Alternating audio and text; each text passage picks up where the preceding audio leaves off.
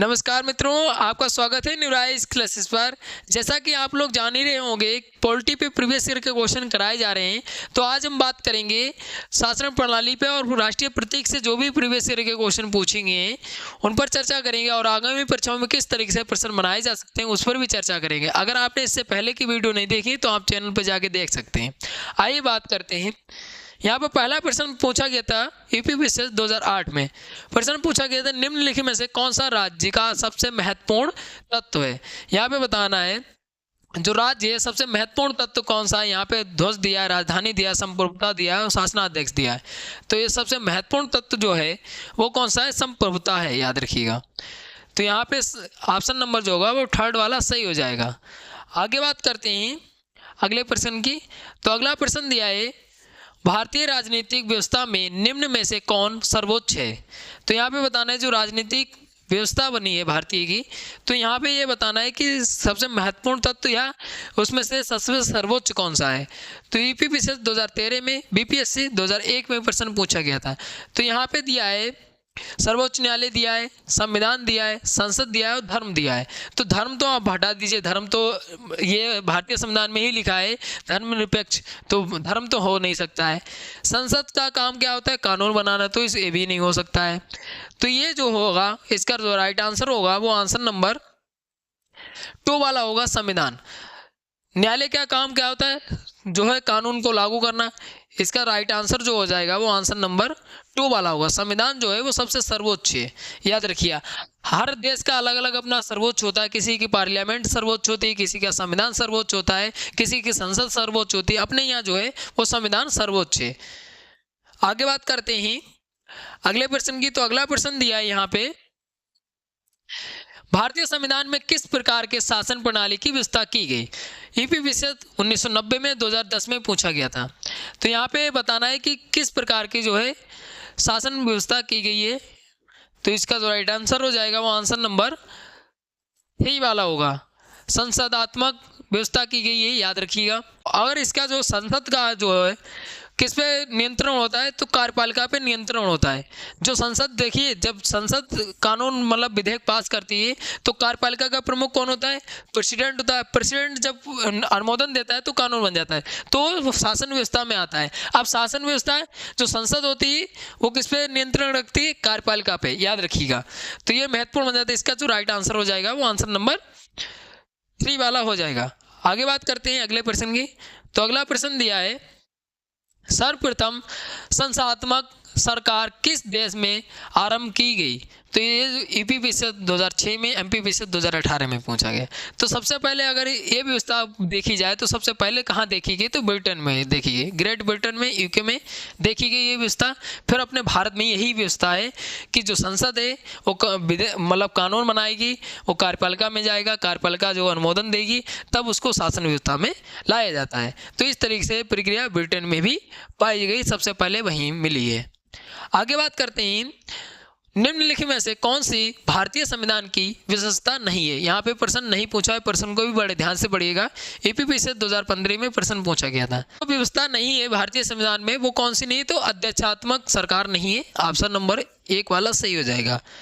आगे बात करते हैं अगले प्रश्न की। तो अगला प्रश्न दिया है यहाँ पे निम्नलिखित में से कौन सी विशेषता भारतीय संविधान राजतंत्र की नहीं है। यहाँ पे राजतंत्र की व्यवस्था नहीं है ये पूछा है। यूपी विशेष मेंस 2011 में प्रश्न पूछा गया था। तो यहाँ पे दिया है ऑप्शन में एक संविधान, संगत सरकार है, लोकतांत्रिक सरकार है, विधि का शासन है, सत्ताधारी सरकार है। तो यहाँ पे सत्ताधारी सरकार नहीं है भारत में, याद रखिए। ऑप्शन नंबर जो होगा वो 4 वाला सही हो जाएगा। बाकी जो है वो सही है, एक संविधान, संगत सरकार भी है, लोकतांत्रिक सरकार भी है, विधि का शासन भी है, मतलब कानून बनाकर जो है शासन किया जाता है। तो ये जो है, लेकिन सत्ताधारी सरकार नहीं है भारत में, इसलिए जो नहीं है वो कौन सा नहीं है, तो ऑप्शन नंबर 4 वाला नहीं है और 4 नहीं ही पूछा था। तो इस तरीके से भी प्रश्न पूछे जाते हैं। आगे बात करते हैं अगले प्रश्न की। तो अगला प्रश्न दिया है केंद्र सरकार और राज्य सरकारों को प्राधिकार प्राप्त होता है। तो यहाँ पे यूपी विशेष 2017 में, एमपी विशेष 2017 में प्रश्न पूछा गया। तो आइए देखते हैं। तो यहाँ पे दिया है भारतीय संविधान से, भारत के राष्ट्रपति से, भारत के प्रधानमंत्री से, भारतीय संसद से। तो ये जो है यहाँ पे पूछा है जो केंद्र सरकार है और राज्य सरकार है वो किससे मतलब अपना जो अधिकार है वो किससे प्राप्त करती है, तो अधिकार जो बताए गए भारतीय संविधान में बताए गए। तो ये जो है ऑप्शन नंबर फर्स्ट वाला हो जाएगा। देखिए जो राष्ट्रपति है या प्रधानमंत्री या संसद है वो संविधान के अंतर्गत ही कार्य करती है, क्योंकि जो संविधान में लिखा हुआ है उसी के अकॉर्डिंग ही कार्य करती है। तो इसका जो राइट आंसर हो जाएगा वो आंसर नंबर फर्स्ट वाला होगा। भारतीय संविधान से ही जो है शासन किया जाता है और जो बताई गई व्यवस्थाएं जो भारतीय संविधान है वही व्यवस्था से शासन किया जाता है।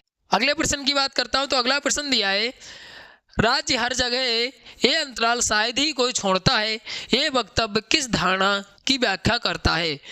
झारखंड पीसीएस 2017 में आईएएस 2009 में प्रश्न पूछा गया। तो यहाँ पे ऑप्शन दिए हैं कल्याणकारी राज्य दिया है, कम्युनिस्ट राज्य दिया है, लोकतांत्रिक राज्य दिया है, पुलिस राज्य दिया है। तो ये जो है कल्याणकारी राज्य होगा, ऑप्शन नंबर होगा वो फर्स्ट वाला सही हो जाएगा। फर्स्ट वाला सही हो जाएगा क्योंकि राज्य कल्याणकार की बात की गई भारतीय संविधान में। आगे बात करते हैं, अगला प्रश्न दिया है भारत में राजनीतिक सत्ता का प्रमुख स्रोत कौन है। तो यहाँ पे बताना है कि जो भारत है उसमें जो राजनीतिक सत्ताएं होती हैं तो उसका प्रमुख स्रोत कौन है, मतलब जो सत्ता में जैसे प्रधानमंत्री बनते हैं या राष्ट्रपति बनते हैं वो कौन बनाता है। तो ये मुख्य रूप जो है और मुख्य स्रोत जो है वो जनता है। ऑप्शन नंबर जो होगा फर्स्ट वाला सही हो जाएगा। जनता से ही जो है सरकार बनती है और उस जनता पे शासन करती है। ये जो है जनता के द्वारा ही राजनीतिक जो सत्ता होती है वो निर्धारित होती है कि जनता किसको वोट देगी, वो कौन प्रधानमंत्री और जनता ही निर्धारित करती है। फिर बात करते हैं राष्ट्रीय प्रतीक से। तो राष्ट्रीय प्रतीक से देख लेते हैं कौन सा प्रश्न पूछा गया था। तो ये जो है किस वर्ष में जनगण मन को भारत के राष्ट्रीय गान के रूप में अपनाया गया। आरएएस 1996 में, यूकेपीसीएस 2021 में प्रश्न पूछा गया। तो कब अपनाया गया ये डेट पूछी है। तो इसका जो राइट आंसर हो जाएगा वो आंसर नंबर 3 वाला हो जाएगा। 1950 में जब संविधान लागू हुआ था 26 जनवरी 1950 को संविधान लागू होता है। ठीक 2 दिन के बाद 24 जनवरी 1950 को जो है जो राष्ट्रीय गान है उसको जो है अपनाया गया। अब यहाँ पे महत्वपूर्ण बन जाता है कि इसी दिन जो है संविधान सभा की जो संविधान सभा थी उसकी अंतिम बैठक भी होती है। अंतिम बैठक जब हुई थी उसी दिन जो है इसको अपनाया गया था। याद रखिए जो राष्ट्रीय गान है 24 जनवरी 1950 को जो फर्स्ट बैठक मतलब अंतिम बैठक होती है संविधान सभा की, उसी दिन इसको अपनाया गया था। याद रखिए। और लागू कब किया गया 26 जनवरी 1950 को। अगर बात करते हैं फर्स्ट बैठक की संविधान सभा की तो 9 दिसंबर 1946 को होती है संविधान सभा का गठन जुलाई 1946 में होता है। तो ये जो है ये आपको याद रखना है। इसका जो राइट आंसर हो जाएगा वो आंसर नंबर, और डेट कौन सी थी तो 24 जनवरी थी। जिस दिन अंतिम बैठक होती है संविधान सभा की उसी दिन जो है इसको अपनाया गया था। ये प्रश्न पूछा जाता है। आगे बात करते हैं अगले प्रश्न की। तो अगला प्रश्न दिया संपूर्ण राष्ट्रीय गान का गायन काल है। झारखंड पीसीएस 2011 में पूछा गया था। तो यहाँ पे बताना जो राष्ट्रीय गान है वो कितने सेकंडों में गाया जाता है। तो इसका जो राइट आंसर हो जाएगा जो तो सभी लोगों को पता होगा 52 सेकंड में राष्ट्रीय गान को गाया जाता है। आगे बात करते हैं अगले प्रश्न की।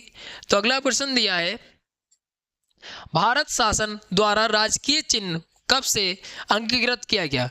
तो यहाँ पे बताना है जो राष्ट्रीय चिन्ह है वो कब अंगीकृत किया गया। एमपीपीसीएस 1999 में प्रश्न पूछा गया। यहाँ पे दिया है 15 अगस्त 1947 दिया है, 2 अक्टूबर 1947 दिया है, 26 नवंबर 1949 दिया है और 26 जनवरी 1950 दिया है। तो इसका जो राइट आंसर हो जाएगा यहाँ पे राष्ट्रीय चिन्ह की पूछी है। तो राष्ट्रीय चिन्ह जो अपनाया गया था वो कब अपनाया गया तो ये जो है 26 जनवरी 1950 को। जिस दिन संविधान लागू होता है उसी दिन राष्ट्रीय चिन्ह को जो है अंगीकृत किया गया था। याद रखिएगा। अब यहाँ पे महत्वपूर्ण बन जाता है कि 15 अगस्त 1947 को तो देश आज़ाद हुआ था, फ्रीडम मिली थी भारतीयों को। तो याद रखिएगा। आगे बात करते हैं 2 अक्टूबर को जो है महात्मा गांधी की जयंती होती है। 2 अक्टूबर 1869 को महात्मा गांधी का जन्म होता है। 1869 में महात्मा गांधी का जन्म होता है 2 अक्टूबर 1869 में। अगर बात करते हैं 26 नवंबर 1949 को तो संविधान को अंगीकृत किया गया था। संविधान को अंगीकृत किया गया था, याद रखिए अंगीकृत संविधान को किया गया था।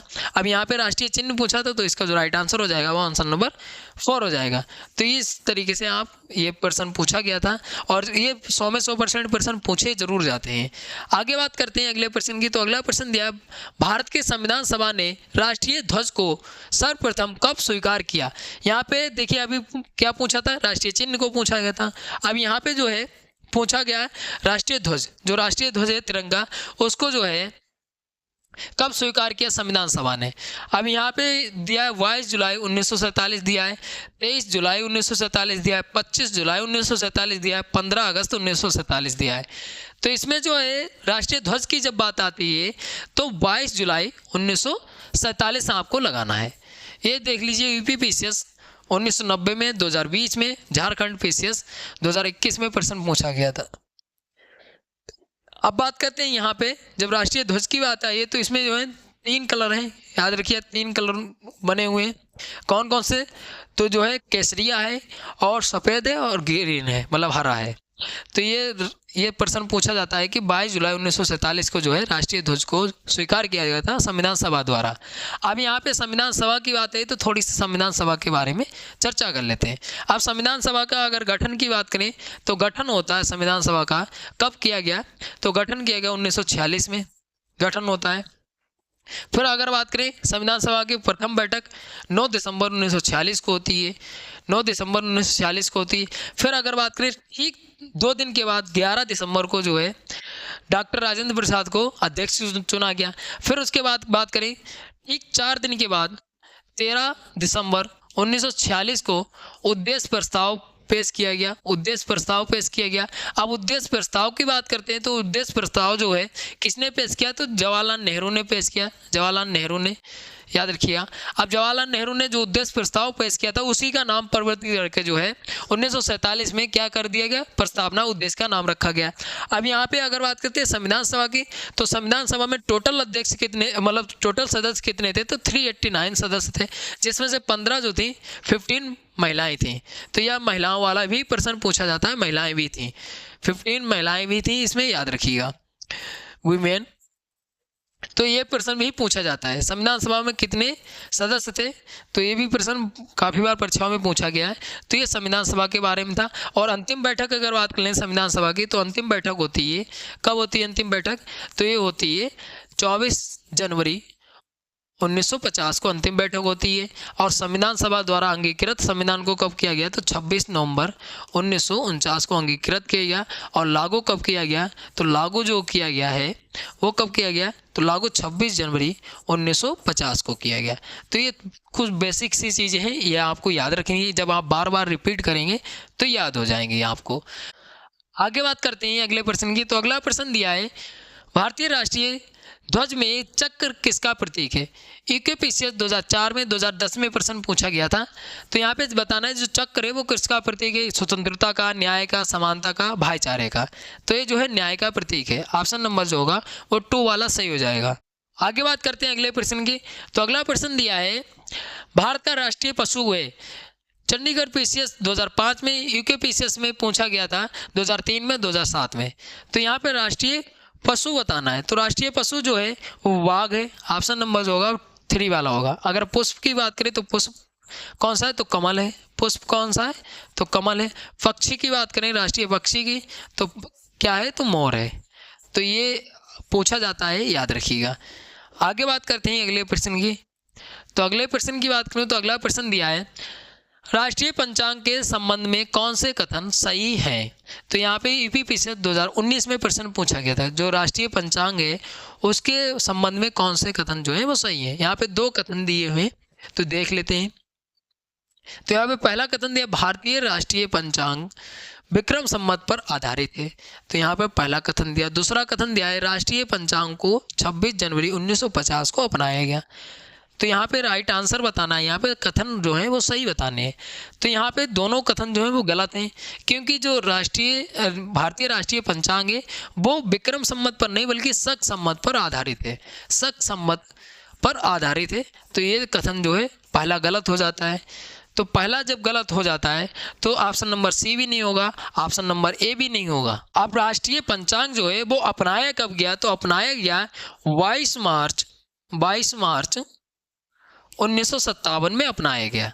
तो इसलिए कथन दोनों गलत हो जाते हैं। यहाँ पे सही कथन पूछे तो या ना तो एक होगा और ना ही दो होगा, तो ऑप्शन नंबर जो होगा वो डी वाला सही हो जाएगा। तो इस तरीके से प्रश्न पूछे जाते हैं। और यहाँ पे सबसे महत्वपूर्ण आपको याद रखना है कि जो प्रतीक से प्रश्न पूछे जाते हैं, तो जितने भी प्रतीक हैं, राष्ट्रीय प्रतीक हैं, उनके बारे में आपको देख के जाना है, और जो शासन व्यवस्था थी उसके बारे में भी देख के जाना है।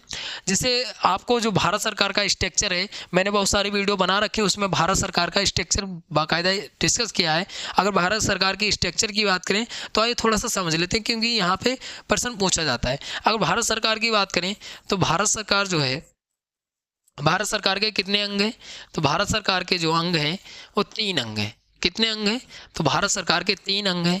कौन कौन से, तो भारत सरकार के जो अंग हैं वो विधायिका है और कार्यपालिका